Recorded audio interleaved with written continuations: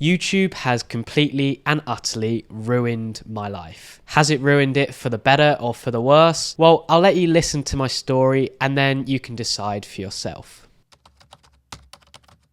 Now, I first came across YouTube when I was about 10 years old, and like a lot of kids back then, I had an obsession with Stampy Longhead, who, if you don't know, was a Minecraft YouTuber who was very popular back in the day. And he just gave me this inspiration to start a Minecraft YouTube channel for myself. So I did. I started a Minecraft YouTube channel, and I just became obsessed, but not with Minecraft, because to be honest, most kids had an obsession with that game anyway. But I became obsessed with the process of creating and uploading videos. Every time I uploaded, I would feel this adrenaline rush. I would constantly be refreshing the analytics, seeing if my views had gone up, seeing if anyone had subscribed to my channel. And I was just, all I can say is I was obsessed with it. But little did I know, this obsession would continue for the next 10 years of my life and would mean I give up on going down the conventional path and would, well, result in me living on an island in the middle of the Indian Ocean, which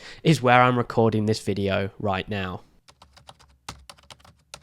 So unfortunately, that Minecraft YouTube channel didn't work out, and actually it's still up now, and I've got, I think, 4 subscribers currently, which, well, 10-year-old me was very proud of. But anyway, school and tennis commitments just ended up taking over the next 5 years of my life, and I didn't have any time really to, well, commit to posting YouTube videos. I would post one every now and then, but I just didn't have the time to fully commit to that obsession. But then COVID-19 hit, and like a lot of us, I suddenly had loads of free time. I was a 15-year-old whose entire life was based around school and tennis commitments, and suddenly both of them just completely disappeared out of nowhere. So I just decided to commit all my time to creating YouTube videos, and I didn't know what YouTube videos I wanted to create. I just knew I wanted to create something. And after posting 20 or 30 rubbish videos on a range of different topics, from ASMR to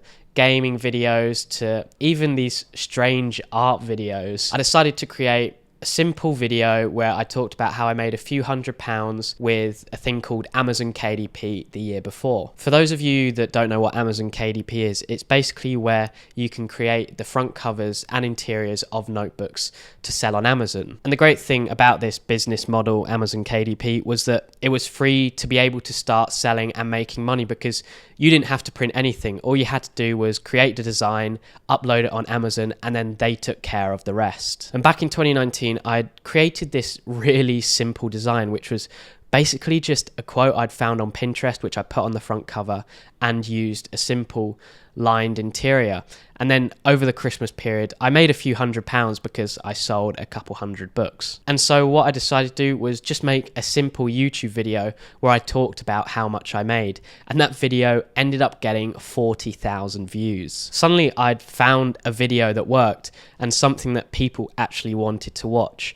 And back then, there weren't many people talking about Amazon KDP, and all their thumbnails and titles and video ideas were just rubbish. So I knew that if I was the one that could create better thumbnails and titles, then I would be the one that would get the most views. And at the time, my dad was also making videos on Amazon KDP, because that was a business he'd also had a lot of success in. And he was actually the one that taught me everything I knew about Amazon KDP.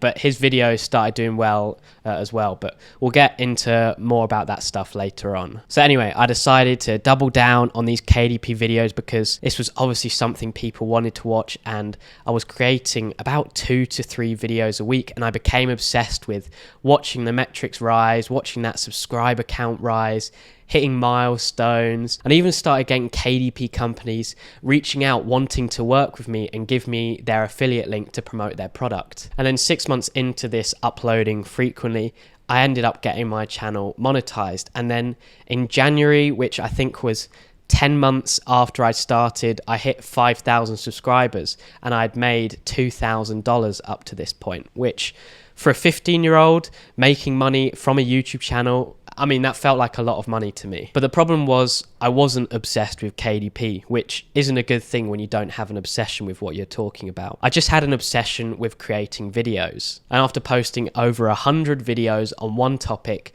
I just began to lose interest in what I was talking about. And I knew I wanted to pivot my channel, but I didn't know what I wanted to pivot it to. But then by this point, my dad's channel had really started to take off, and it was actually enough to make a living out of. And at this point in the UK, the COVID lockdowns were just getting completely unbearable, and we just couldn't put up with it anymore. So we decided to pack our bags and just completely move our lives to Australia. We just couldn't put up with the cold weather and always being stuck inside, and tennis had always been a big part of my life. It'd been my whole life from 5 years old up until at this point when I was 16 years old, and I hadn't played properly for like a year, so I really just wanted to start playing tennis again. When we moved to Australia, I'd always planned on continuing to post videos, but school and tennis commitments just began to take over my life again, and I lost that desire to post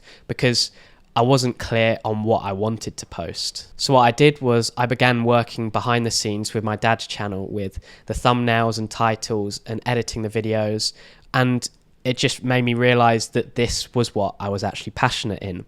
And the channel ended up doing really well and exploded to over 300,000 subscribers.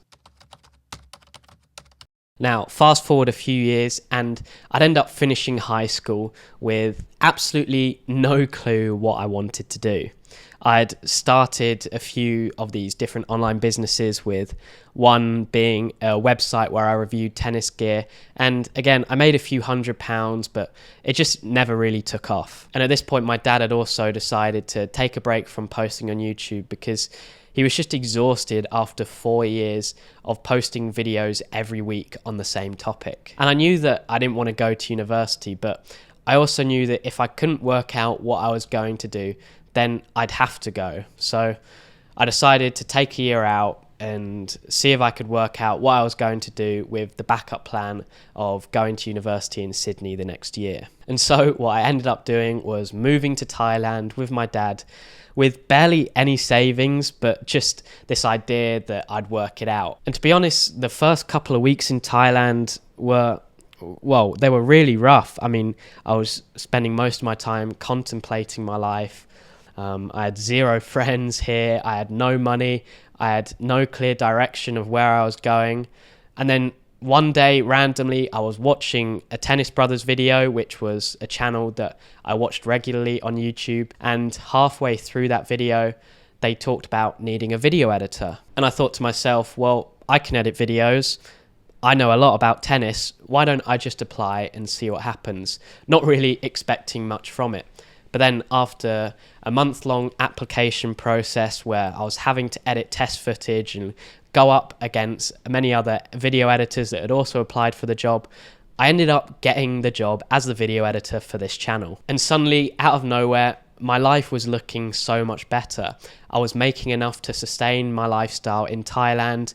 I was able to move into my first apartment on my own, and it was the first time I'd really felt independence. And after spending the 6 months I'd planned in Thailand, I ended up going back to the UK after, well, at this point it had been 3 years, and then I ended up traveling with Felix from the Tennis Brothers as his videographer and video editor. And our first trip was actually a month-long trip in Thailand where there was 4 weeks worth of tournaments there, and I just fell in love with the island, and I knew that this is where I wanted to live in the future. And after that month-long trip, we came back to the UK and we ended up going on a couple more trips together, which were great. I ended up meeting some of my biggest tennis idols, which was an unbelievable experience, really, something I never thought I'd experience. But after these trips, I basically realized that I wanted to go back to working as a remote worker.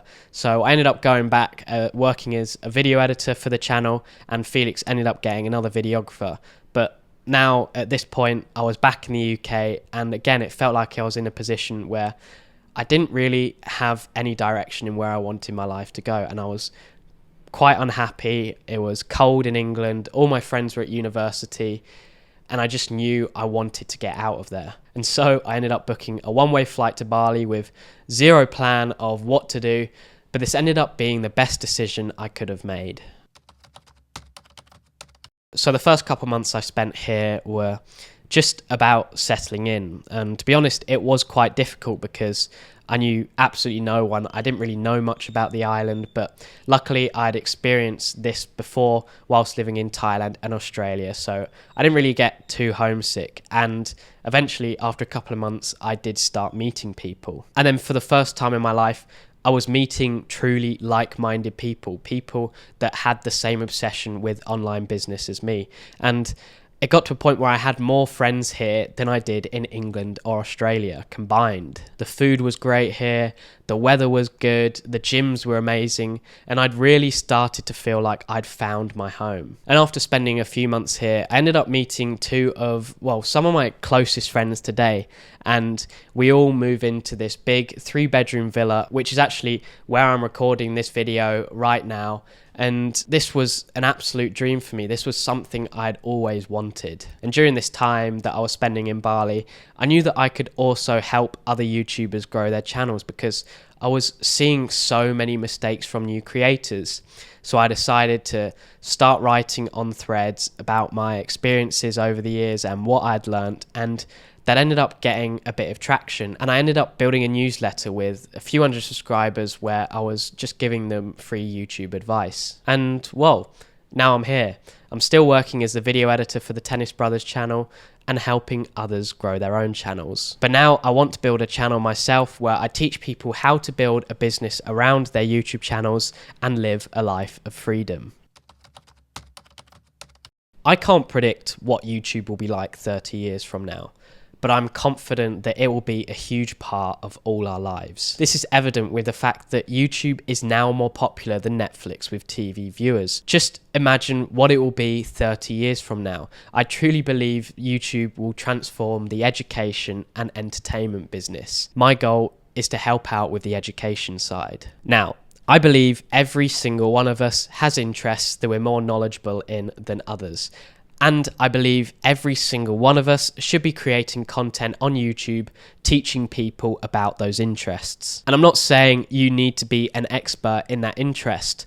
All I'm saying is you need to be 1 to 2 steps ahead of where your viewer is. My goal is to help people like yourself build educational YouTube channels around these interests that you have, sell services and products that help your viewers and allow you to have financial freedom and then give you the freedom to live the life you want. I want you to not only have complete control over your income, but I also want you to have complete control over where you live, how you live, and just in general how your life looks. And I want you to do this all while actually having a big impact on other people's lives because you're educating them on something that they want to learn about. And this is what I believe the future of YouTube will be.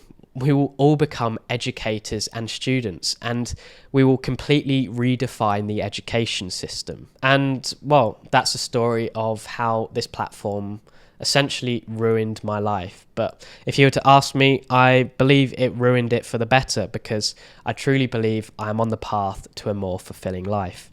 And I hope you can be too. So thank you for watching. I hope you got something out of this, and I'll see you in the next one.